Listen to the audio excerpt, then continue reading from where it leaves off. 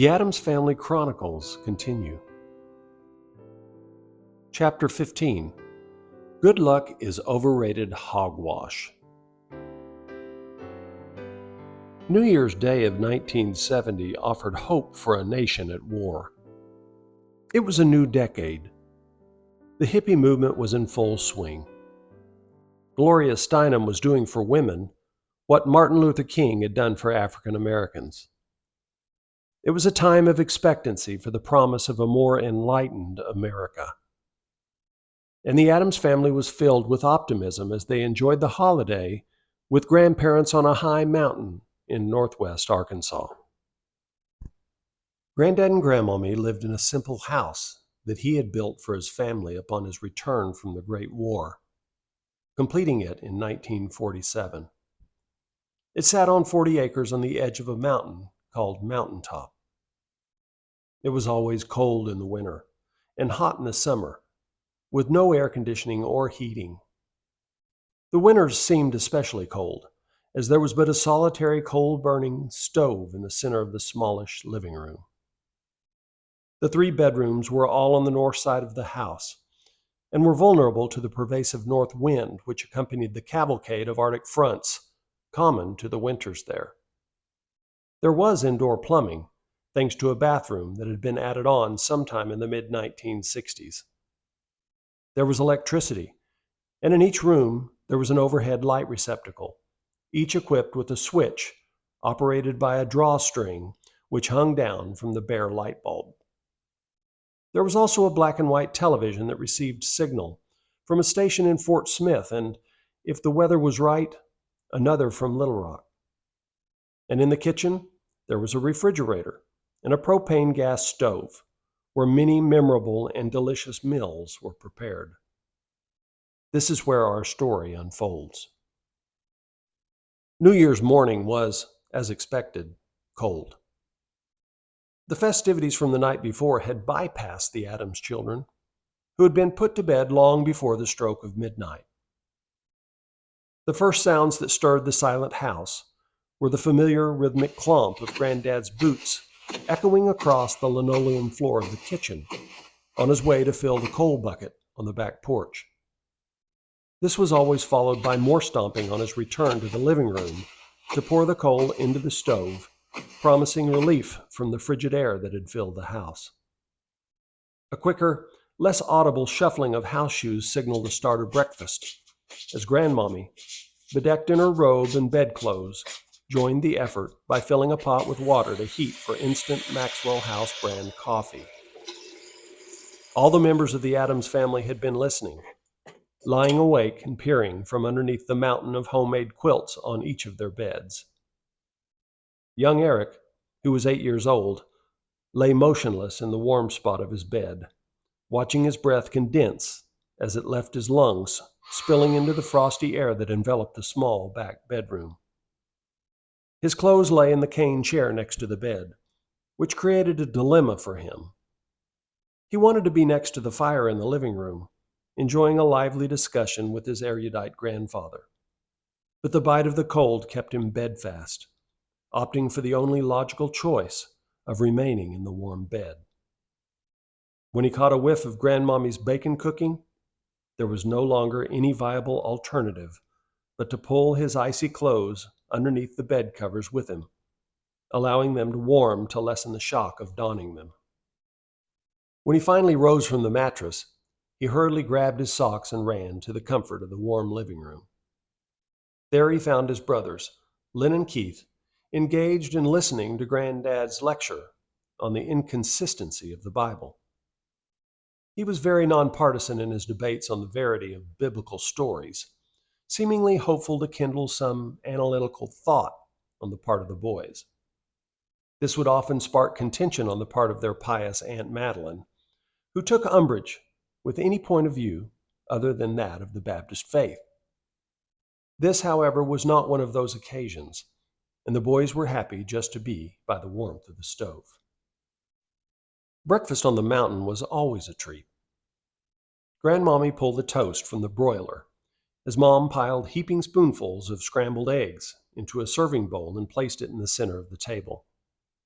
When everyone sat down, Mom asked who would say grace. Keith hastily volunteered. God is great, God is good, let us thank him for our food. Amen. And with that, the feeding frenzy was underway. In addition to the eggs, which were always cooked perfectly, not too dry, not too slimy, the bacon never tasted better. The toast was young Eric's favorite part, not because of the toast, but because of Grandmommy's famous blackberry jelly. The previous year had yielded a bumper crop of berries, and Grandmommy had made several jars. She also had made jelly from the wild muscadine grapes that Granddad had picked.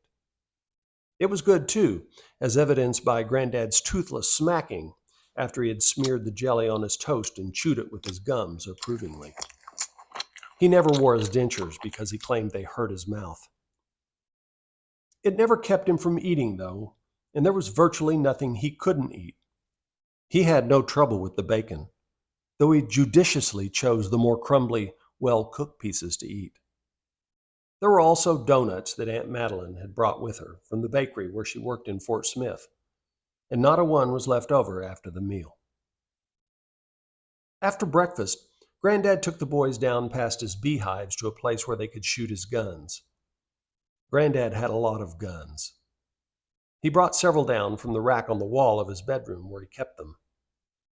He demanded strict adherence to gun safety rules where the children were concerned. One at a time, he would allow each of them to shoot at targets he had placed on the wooden fence. It was great fun for the boys, as they were unaccustomed to guns, and this exposure helped them understand the difference between play and responsibility. When they returned to the house, dinner was being prepared. There was much excitement in Mom's voice about the traditional New Year's Day meal of black-eyed peas and ham hock. According to her, one must eat black-eyed peas and ham hock on New Year's Day to have good luck for the rest of the year. This didn't wash with young Eric, however, as he could think of no other food that tasted worse than black-eyed peas. At the first mention of this tradition, he had decided to let fate decide his luck. There would be no black-eyed peas on his plate. Besides, he would rather save his appetite for his very favorite treat of all, the lemon pie that she had made for dessert. It just didn't make sense to him to fill up and risk not being able to eat his piece of pie. So the family sat down to enjoy their holiday meal. Spirits were high after Lynn said grace, and everyone partook in the black-eyed peas. Everyone except for Eric. Mom looked over at his plate and noticed that he hadn't gotten any of the peas. Eric, you didn't get any black-eyed peas and ham hock. Don't you want to have good luck for the rest of the year? Her question seemed almost one of disbelief, that anyone would tempt fate by not eating black-eyed peas on New Year's Day. Oh, I'd rather have pie. I don't like peas anyway, Mom. He knew immediately after he had spoken that he had given away too much information. Information that she could use as leverage against him. Oh, come on, Eric. Just try a spoonful. You can eat a spoonful, can't you? She reached for the bowl of peas and scooped a heaping spoonful, hoisting the peas in the direction of Eric's plate. No! I don't want any peas. I'd rather have leprosy than eat black-eyed peas. He was insistent in his refusal. The table was now silent, awaiting Mom's rebuttal to her impudent child. The jovial atmosphere at the table had turned on a dime into one of expectant gloom. Well, if you want any pie, you'll have to eat a spoonful of peas. Otherwise, you'll not be eating dessert with us. You want to have good luck, don't you? She dumped the peas into his plate next to his mashed potatoes. And to make matters worse, the juice from the peas contaminated all the food on his plate. Mom, that's not fair. I hate black-eyed peas. I'm not eating them. Eric was resolute. Okay, the choice is yours. Mom sounded glib, as if she had taught young Eric some valuable lesson by introducing him to some grand new experience in his life. She rarely rose to anger in these kinds of situations, but rather offered choices that weren't really choices at all, thereby forcing a decision that she knew had to be made in her favor. She had mastered child psychology long ago, having raised the two older boys, affording her an arsenal of weaponry to use on emotionally naive adversaries, such as poor Eric. "Some good luck. This year's already starting out bad," he mumbled as his eyes welled, filling so fast that tears from both eyes simultaneously overflowed their lids, barely glancing each cheek before dropping into his mashed potatoes. It seemed his options were quite limited. He could stubbornly make a point by not eating the peas, but have no pie. Or he could eat his peas and have pie. This was clearly a predicament that would take some thought. For the remainder of the meal, it was as if young Eric was not even there. No one talked to him, and he didn't talk. Everyone else finished their meals and enjoyed the lemon pie. Lynn commented on how delicious the pie was, which was perceived by young Eric to be a deliberate, passive-aggressive comment made in his direction. It seemed that some of Mom's flippancy had rubbed off on Lynn, as he forked his last bite of pie into his mouth with an ecstatic moan of delight. Eric had finished his plate, all except for the spoonful of peas, completely untouched from the moment they had entered his plate. The dishes were being cleared from the table. All that remained was young Eric's plate of peas and one slice of pie in an aluminum pie plate. The more he looked at the pie, the more his determination wavered. Were the peas really that bad? As he asked that question, he thought of the story of Green Eggs and Ham. That book had been a staple bedtime reading, rendered countless times by his mother before she kissed him good night. Would he, give a try? Would he, get some pie? The answer crystallized into clarity like never before. He took his fork and pierced one of the peas and bravely passed it between his trembling lips. But with the first bite, an involuntary shudder, followed by a gag and a dry heave, told him it wasn't going to be easy. One by one, this process was repeated. An hour passed. Everyone was in the next room, seemingly all talking with several conversations occurring at once, with nobody really listening. Lynn was sitting enjoying the Rose Bowl game that pitted Michigan against USC. But Eric, he sat in solitude, alone in his struggle to finish the peas.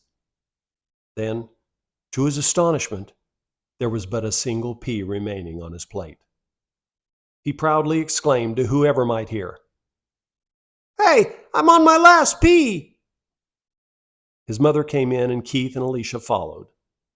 With all the fortitude he could muster, he proudly took that pea into his mouth and swallowed, hiding the extreme anguish that it caused, simply for the benefit of everyone watching. His mother was proud, not only of him, but of herself too, as she felt a sense of accomplishment for the stand she had taken and the lesson that was administered. She took away his plate and pushed the pie plate in front of him. Young Eric's excitement could scarcely be contained. He plunged his fork into that pie, savoring the tart sweetness that the first bite offered. Never had such a bite tasted so good. All was right again. The peas were becoming a distant memory. That is, until he went to get his second bite. As he dug for his second bite of pie, he failed to notice the proximity of the pie plate to the edge of the table, and in his greedy excitement, the pie plate flipped helplessly over the edge and landed upside down at young Eric's feet. The gravity of the moment arrived slowly, as if his mind was unable to comprehend the ramifications of what had just transpired. But in the moment before complete realization, laughter erupted from Keith and Alicia, followed by a stifled chortle from his mother. "No!" he uttered in disbelief. No! It was all too much for young Eric. He had eaten those nasty peas, lost his prize in the floor, and been laughed at in the process. Tears flowed uncontrollably as full understanding crept over him. He wept with his head down with fork in hand, offering no objection to the laughter that surrounded him. His mother sent the children away and began to pick up the pie. She offered him solace with her arm around his shoulders, and as young Eric's tear-stained eyes met hers, he saw that she, too, was moved. The empathy he felt meant more to him at that moment than the lemon pie. There would be more New Year's days and more trips to that mountain in the years that followed. There would be more lemon pies and more tears and more laughter. And young Eric would have good luck most all of his life. But he would never again eat black-eyed peas and ham hock on New Year's Day.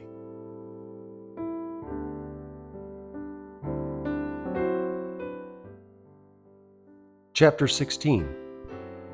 If it ain't broke, don't fix it. Talent develops slowly for most people. Often it doesn't even develop at all. But sometimes talent is evident from a very young age. It is not something that can be taught, but many times can be nurtured and encouraged, though it is a fine line that divides the two. Such a lesson was learned by a 12-year-old guitar player as he sought to discover and develop his own abilities with the help and guidance of those he trusted and loved the most. There was a talent show in Tonkawa, Oklahoma in the spring of 1970. It was a big event for the locals, featuring some of the best talent from around the area. It wasn't just musical talent, though the bulk of the entries were musicians. There were comedy routines, juggling acts, acrobatics, dance numbers, and pet tricks to amuse all ages. It was 2 nights of a wide variety of entertainment, culminating on the second night by the crowning of the top 5 winners, picked by judges from the local college. It seemed like the perfect platform for Dad to showcase the talents of his second son, Keith. He had taken guitar lessons from an instructor at Chenoweth and Green, a music store in Stillwater. His teacher had remarked that he showed great promise, and he had progressed quickly in the short time he had been studying the craft. He had learned several songs, impressing his family by performing guitar standards of the day, including Dizzy by Tommy Roe and If I Were a Carpenter by Bobby Darin. When Dad brought home the flyer from the show, the whole family was excited. Keith thought hard about what song he might like to perform, and after much deliberation, chose Proud Mary by Ike and Tina Turner, though he preferred the version made popular by Creedence Clearwater Revival. He practiced the song tirelessly, embellishing the song to his liking and making it his own. In the days leading up to the show, he performed it many times for his family, receiving positive feedback with each rendering. Finally, the Friday of the show arrived. It was an hour drive to Tonkawa, leaving just enough time for a snack after school before the family left for the event in their 1966 Fairlane 500 sedan. Spirits were high, and they sang all along the way to their destination. Len didn't sing much, perhaps because he was of an age where he was above such behavior. But the others sang whatever song came to mind. Dad was an Elvis Presley fan, and he did his best rendition of Hound Dog, which was comical, if not inspired. Finally, the dusty northern Oklahoma town came into view. There were lots of performers scheduled on this first night of the show, and Keith wasn't due to sing until near the end. But the family picked good seats near the front of the auditorium and were treated to several enjoyable acts. Young Eric particularly enjoyed a young acrobatic girl who contorted her body into very unnatural, pretzel-like configurations before unraveling her limbs and bowing to thunderous applause. Mom enjoyed a trio that sang blowing in the wind, a la Peter, Paul, and Mary. Alicia was intrigued by a juggler who tried to juggle everything from basketballs to house shoes, although the objects he was attempting to juggle spent more time on the wooden stage floor than they did in the air above his head. And Lynn and Dad seemed to like a ventriloquist whose jokes were just corny enough to elicit a smattering of laughs and chuckles. But Dad laughed louder and more often than anyone. Then the MC announced Keith's name, and he walked timidly to the center of the stage with his guitar strapped around his neck. The crowd hushed, and the familiar opening chords of the introduction of Proud Mary filled every square inch of the auditorium, bathing the audience in perfect walls of sound. The family sat and listened as Keith sang flawlessly. Mom was anxious for her son to do well, scanning faces in the crowd for their reaction. As the song progressed, the butterflies in her stomach gave way to prideful emotion, and as enthusiastic applause erupted at the last chord of the song, tears welled in her eyes. Never had she been prouder of her son than at that moment.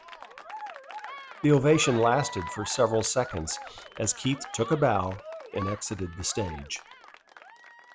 His performance had been a highlight of the night, and at the end of the show, his name was announced as one of the 12 finalists for Saturday night's encore.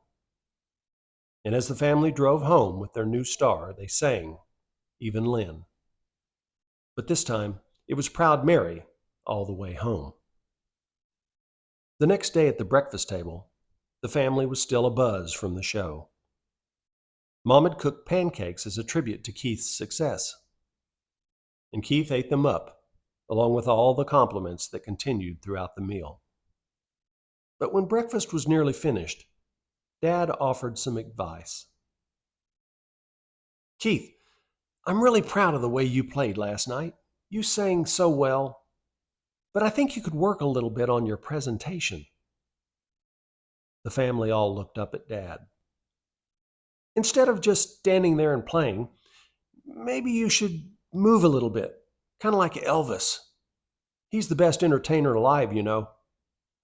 When you're playing, kind of step back, and when you sing, maybe lean forward a little, as if you're selling the song to the audience.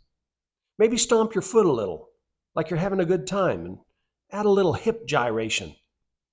The crowd will feed off your enthusiasm, and it'll come across better." Mom concurred. "You know, that's not a bad idea, Keith. All the stars on TV move around while they're singing. Look at Glenn Campbell or Sonny and Cher. They all look like they're having a great time. Go get your guitar and we'll show you what we mean."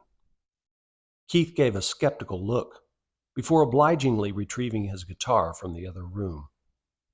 He began to play, and as he started singing, Dad stopped him.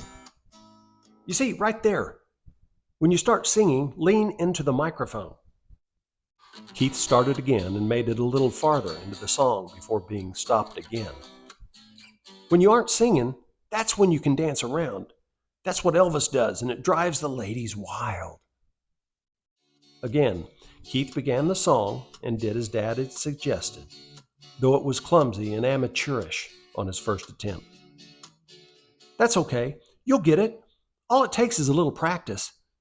You'll have the audience eaten out of your hand." The other children looked on with blank faces, wondering if Dad was being funny or serious. Mom seemed a bit uneasy too, but refused to inject an overriding opinion. After an hour of coaching, his parents seemed satisfied with the instruction they had proffered. That evening, the Adams family arrived at the auditorium, excited at the prospect of Keith winning the competition.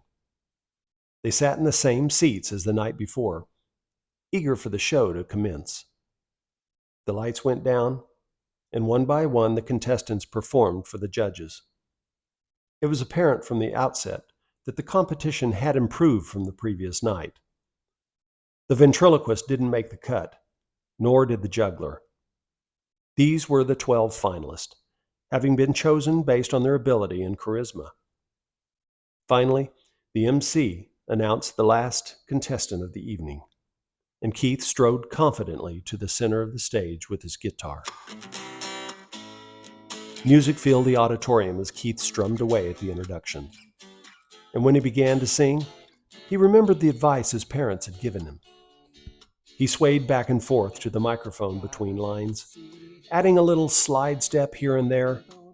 He bobbed up and down a few times, flexing his knee and tapping his heel. And as the song continued, about the only thing he didn't do was spin around like James Brown. He sang the song just as well as he had the night before, but the awkward routine was a choreographic nightmare. Lukewarm applause followed. Keith didn't win the talent show that night. The human pretzel girl did. And he didn't blame the guidance of his well-meaning parents for his failure that night either. Instead, he was happy to have gained a valuable learning experience. But he lost something too. For the first time in his life, he became aware that his parents didn't always know best. And with that realization, he forfeited a part of his innocence that would never be retrieved.